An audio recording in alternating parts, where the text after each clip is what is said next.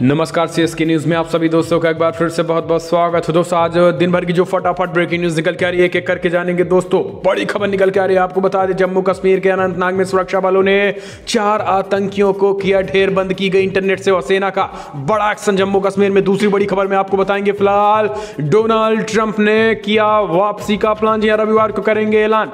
बताया अगले चुनाव में क्या है रणनीति, वापसी के लिए बनाया नया प्लान। तीसरी बड़ी खबर निकल के आ रही है दोस्तों फिलहाल बड़ी, आपको बता दें कि इमरान खान की घोर बेइज्जती हुई है। जी हां, आपको बता दें कि इमरान खान की श्रीलंका में घोर बेइज्जती, पहुंचने पर नहीं हुआ स्वागत और कश्मीर राग छोड़ने पर राष्ट्रपति ने लथाड़ा, कहा बंद करो ये घिसा पिटा राग। जी हां, बड़ी खबर इसके बारे में आपको बताएंगे। और इस बीच फेसबुक की दादागिरी पर ऑस्ट्रेलियाई पीएम ने प्रधानमंत्री मोदी से की बात, वहीं इजराइल के पीएम ने दी ईरान को धमकी, कहा नहीं बनने देंगे परमाणु संपन्न देश। तो देश दुनिया की सब कुछ खबरें जानना बेहद जरूरी है, लेकिन उससे पहले छोटा सा निवेदन, अगर आपने चैनल को सब्सक्राइब नहीं किया तो प्लीज सब्सक्राइब के लाल बटन दबाकर चैनल को सब्सक्राइब करें। और अगर आप भी मानते हैं कि प्रधानमंत्री मोदी है तो मुमकिन है तो इस वीडियो को लाइक करके अपना समर्थन दस के देश की गौरवशाली इंडियन आर्मी के लिए भी जय हिंद लिखना मत भूलेगा। दोस्तों सबसे पहली बड़ी खबर निकल के आ रही है, जम्मू कश्मीर के अनंतनाग में सुरक्षा बलों ने का बड़ा एक्शन, 4 आतंकियों को किया ढेर,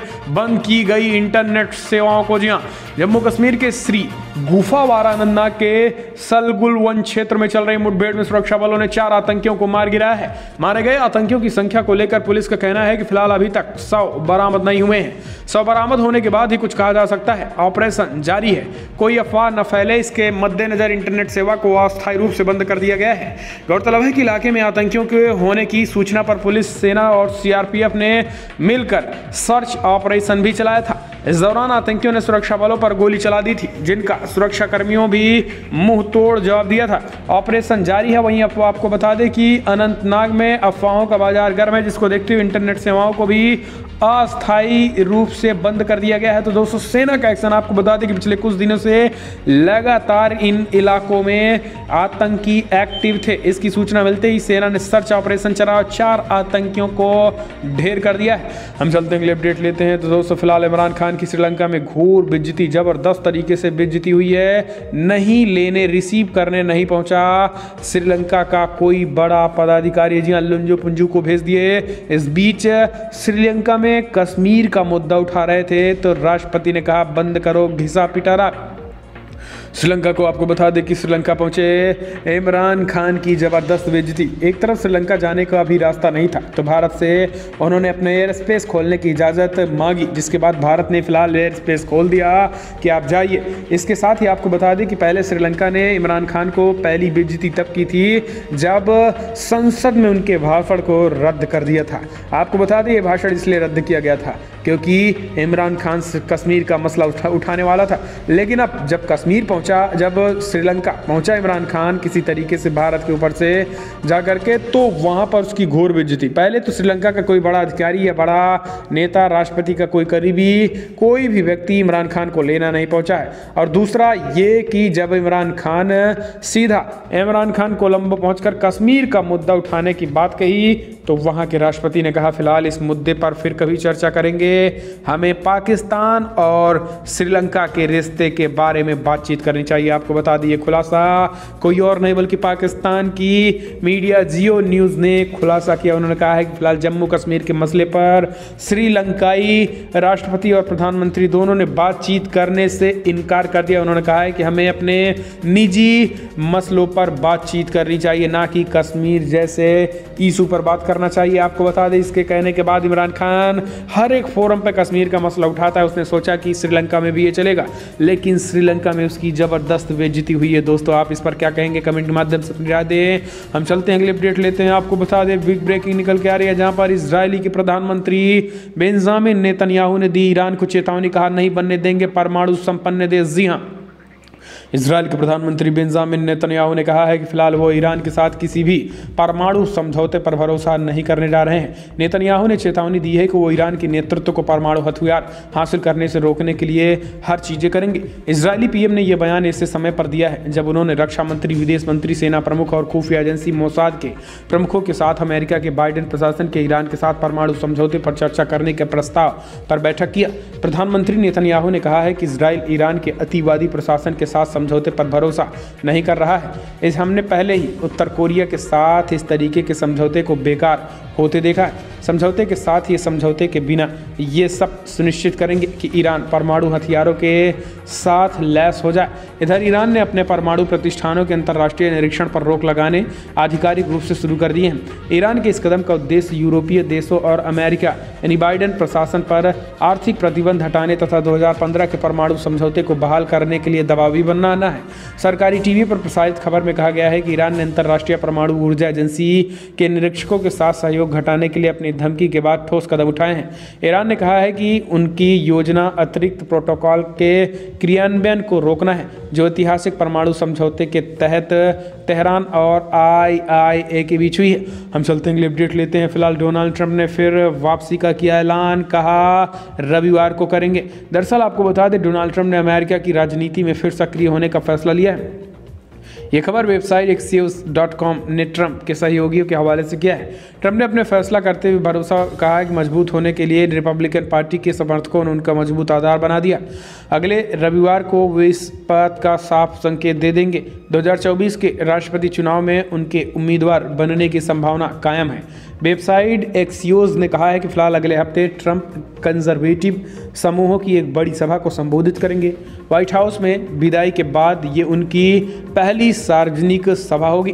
ट्रंप के सहयोगियों के मुताबिक वहां दिए भाषण के जरिए ट्रंप ये संदेश देंगे, भले अब वे राष्ट्रपति न हों और उनके ट्विटर हैंडल को उनसे छीन लिया गया हो, लेकिन उनकी सियासी ताकत कायम है। ये खबर के मुताबिक ट्रंप के रणनीतिक ये भी है कि वो पहले अपनी ताकत 2022 के मध्यावधि संसदीय चुनाव में दिखाने की कोशिश करेंगे। हम चलते हैं, अपडेट लेते हैं। फिलहाल म्यांमार के सैन्य प्रशासन को अमेरिका की सीख, सत्ता छोड़कर चुनी सरकार को जल्द बहाल करो वरना कड़े परिणाम भुगतने होंगे। अमेरिका ने मंगलवार को एक बार फिर से म्यांमार के सैन्य शासक को नसीहत दे दी है। अमेरिकी विदेश मंत्रालय ने कहा है कि म्यांमार की सेना को सत्ता छोड़ देनी चाहिए। मंत्रालय ने कहा है कि फिलहाल सेना को म्यांमार में चुनी गई सरकार बहाल करनी चाहिए। गौरतलब है कि 1 फरवरी को म्यांमार की सेना ने सरकार का तख्ता पलट कर दिया था। सेना ने अब सांग सू की तथा राष्ट्रपति यू विन मिंट समेत कई नेताओं को बंद बना लिया था। सेना के इस कदम के बाद पूरी दुनिया में इसकी निंदा की गई थी। अमेरिकी विदेश मंत्रालय के प्रवक्ता नेड प्राइस ने मंगलवार को कहा है कि सैन्य प्रशासन को सत्ता छोड़ देना चाहिए। उन्होंने कहा है कि म्यांमार में चुनी गई सरकार को बहाल करना चाहिए। प्राइस ने कहा है कि म्यांमार के लोगों के प्रति हमारी भावना में कोई बदलाव नहीं आया है। उन्होंने कहा है कि सैन्य प्रशासन को दिए गए हमारे संदेश में भी कोई बदलाव नहीं है। प्रवक्ता ने कहा है कि फिलहाल हम म्यांमार के लोगों के साथ मजबूती से खड़े हैं। उन्होंने कहा है कि विश्व में समान विचारधारा वाले अपने सहयोगियों और साझेदारों के साथ मिलकर म्यांमार में लोकतंत्र की बहाली का समर्थन करना चाहिए। उन्होंने कहा है कि म्यांमार के सैन्य अफसरों को लोकतांत्रिक तरीके से चुनी सरकारों को हटाने के लिए नतीजे भुगतने होंगे। अमेरिकी विदेश मंत्रालय के एक दिन पूर्व म्यांमार के सैन्य अफसरों के विरुद्ध अतिरिक्त प्रतिबंध लगाने की भी घोषणा की गई थी। हम चलते हैं, अपडेट लेते हैं। तो अब फेसबुक चलाएंगी क्या सरकारों को? ऑस्ट्रेलिया के प्रधानमंत्री ने पीएम मोदी से मांगी मदद। दरअसल न्यूज़ प्रसारण को लेकर अमेरिका बहुराष्ट्रीय कंपनी फेसबुक इंक और ऑस्ट्रेलिया सरकार के बीच विवाद बढ़ता जा रहा है। फेसबुक ने ऑस्ट्रेलिया में न्यूज और इमरजेंसी सेवाओं की पोस्ट को बैन कर दिया।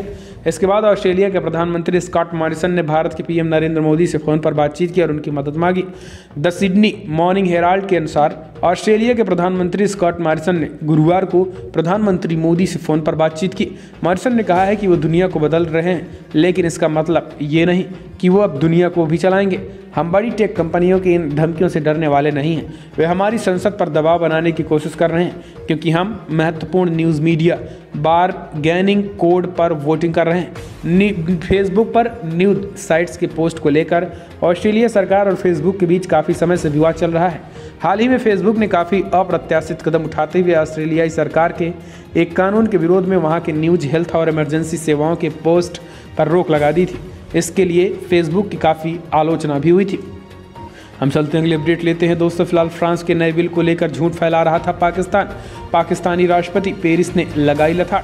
पाकिस्तानी राष्ट्रपति आरिफ अल्बी के एक वक्तव्य का फ्रांस के विदेश मंत्रालय ने संज्ञान लिया। दरअसल पाकिस्तानी राष्ट्रपति ने हाल ही में दावा किया था कि राष्ट्रपति इस्लाम के खिलाफ फ्रांस के नए बिल के ने सभी मुसलमानों की छवि कलंकित होगी। बीते शनिवार को एक कॉन्फ्रेंस को संबोधित करते हुए उन्होंने कहा था कि जब आप देखते हैं कि बहुताय आबादी के पक्ष में कानून बनाए जा रहे हैं तो ऐसे एक खतरनाक मिसाल लगती है। फ्रांस में पिछले साल एक टीचर की गला काट कर हुई हत्या के बारे में जिक्र करते हुए उन्होंने कहा है कि जब आप प्रोफेट का अपमान करते हैं तो पूरी दुनिया मुस्लिम बिरादरी का अपमान करते हैं। मैं फ्रांस की पूरी लीडरशिप से अपील करता हूं कि ऐसे कानून न बनाएं, आप लोगों को साथ लाना चाहिए। फ्रांस ने भी इस पर सख्त प्रतिक्रिया दी है। दरअसल इस पर फ्रांस के विदेश मंत्रालय ने पाकिस्तानी अधिकारी को बुलाकर बिल में ऐसे किसी प्रावधान की बात को नकारा है। फ्रांस की तरफ से पाकिस्तानी राष्ट्रपति के बयान पर आश्चर्य जाहिर किया गया है। फ्रांस ने कहा है कि बिल में ऐसी कोई बात नहीं है जैसे पाकिस्तानी राष्ट्रपति कह रहे हैं। यह बिल किसी भी धर्म या धर्म में विभेद नहीं करता है और यह धार्मिक स्वतंत्रता के मूलभूत सिद्धांतों के आधार पर बनाया गया कानून है।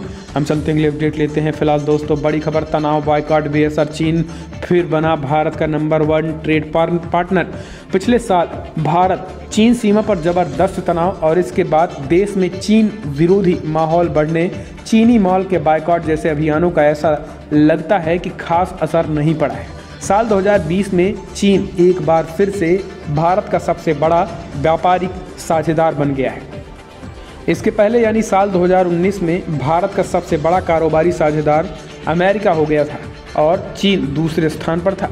हालांकि उसके पहले लगातार कई साल भारत का सबसे बड़ा ट्रेडमार्क पार्टनर चीन ही रहा। भारत और चीन के बीच पूर्वी लद्दाख की सीमा पर करीब 1 साल चला तनाव अब खत्म होने की ओर है। दोनों ही देशों ने आपसी समझौते से सेनाओं को पीछे हटाने का फैसला किया है। साल 2020 में भारत से द्विपक्षीय व्यापार के मामले में चीन के बाद अमेरिका और फिर संयुक्त अरब अमीरात का स्थान है। ब्लूमबर्ग की एक रिपोर्ट के अनुसार भारत और चीन के बीच पिछले साल 77 अरब अमेरिकी डॉलर यानी करीब 5.5 लाख करोड़ रुपए का व्यापार हुआ है। वाणिज्यिक मंत्रालय द्वारा जारी प्रोविजनल डेटा में जानकारी सामने आई है कि हालांकि ये 2019 के 85 अरब डॉलर के मुकाबले कम है, लेकिन इसके बावजूद चीन ने भारत के सबसे बड़े साझेदार के रूप में अमेरिका का तमगा छीन लिया है। तो ये है दोस्तों, बायकॉट का कोई असर फिलहाल ज़्यादा नहीं दिखा। हम चलते हैं अगले अपडेट। सोरम में हिंसा के बाद बोले भाजपा सांसद संजीव बालियान, मस्जिद से हुआ मेरे खिलाफ एकजुट होने का आह्वान। जी हाँ, मुजफ्फरनगर के बुढ़ाना विधानसभा क्षेत्र के सोरम गांव में बीजेपी और रालोद कार्यकर्ताओं के बीच हुए झड़प के बाद मंगलवार को केंद्रीय मंत्री संजीव बालियान ने आरोप लगाया है कि यह घटना विपक्षी दलों की तरफ से की गई साजिश का परिणाम था। उन्होंने कहा है कि इस घटना के लिए मस्जिद से ऐलान किया गया था और लोगों को उकसाया गया था। मेरे खिलाफ एकजुट होने के लिए मस्जिद से घोषणाएं की गई थी। समाजवादी पार्टी के उम्मीदवार के परिवार वालों ने मेरे साथ भैंसवाल में दुर्व्यवहार भी किया। इसके साथ उन्होंने आरोप लगाया है कि इस साजिश में राष्ट्रीय लोकदल के कई बड़े नेता का भी हाथ था। गौरतलब है कि मेरठ से सटे मुजफ्फरनगर जिले के सौरभ गांव में एक कार्यक्रम में शामिल होने पहुंचे केंद्रीय मंत्री संजीव बालियान का कुछ लोगों ने विरोध किया था, जिसके बाद बीजेपी कार्यकर्ता और विरोध कर रहे लोग आपस में भिड़ गए थे। घटना में कुछ लोग घायल भी हो गए थे। मंत्री संजीव बालियान ने कहा था कि फिलहाल घटना बड़ी दुर्भाग्यपूर्ण है, मैं व्यक्तिगत रूप से परेशान हूँ। दिल्ली में बैठकर मुजफ्फरनगर पर राजनीति की गई। कुछ लोग दिल्ली में बैठकर लोगों की भावनाओं भड़काना चाहते थे। साथ ही उन्होंने कहा है कि जो लोग 26 जनवरी को लाल किले पर मौजूद थे वो वही लोग सोरम में भी मौजूद थे। हम चलते हैं, अगली अपडेट लेते हैं। दोस्तों, आरएसएस ने मुस्लिमों पर बड़ा हमला बोला। कहा मुस्लिम हमलावरों पर जमकर बरसे आरएसएस प्रमुख मोहन भागवत, कहा देश को लूटा और फिर यहीं बस गए। दरअसल राष्ट्रीय स्वयंसेवक संघ के सरसंघ चालक मोहन भागवत ने देश पर हमला करने वाले मुस्लिम आक्रमणकारियों पर जमकर हमला बोला। मोहन भागवत ने कहा है कि पहले जब विदेशी आक्रमणकारी भारत में आते थे तो लूट मार करके चले जाते थे, लेकिन जब इस्लामिक आक्रमणकारी यहाँ आए तो उन्होंने देश को लूटा और यहीं पर बस गए। मोहन भागवत ने कहा है कि औरंगजेब ने देश के मुसलमानों में अलगाववाद पैदा किया, उसके बाद अंग्रेजों ने भी वही तरीका अपनाया। आज देश में कोई विदेशी नहीं है और यहाँ पर रहने वाले सभी लोग हमारे पूर्वजों के वंशज हैं। गांधी जी ने कहा था कि हिंदुत्व सत्य के सतत अनुसंधान का नाम है। ये काम करते करते आज हिंदू समाज थक गया। सो गया, परंतु जब जागेगा पहले से अधिक ऊर्जा लेकर जागेगा और सारी दुनिया को प्रकाशित कर देगा। हम चलते हैं, अगले अपडेट लेते हैं दोस्तों। फिलहाल दुनिया के सबसे बड़े क्रिकेट स्टेडियम का हुआ उद्घाटन। गृह मंत्री साहब बोले अहमदाबाद बनेगा स्पोर्ट्स सिटी।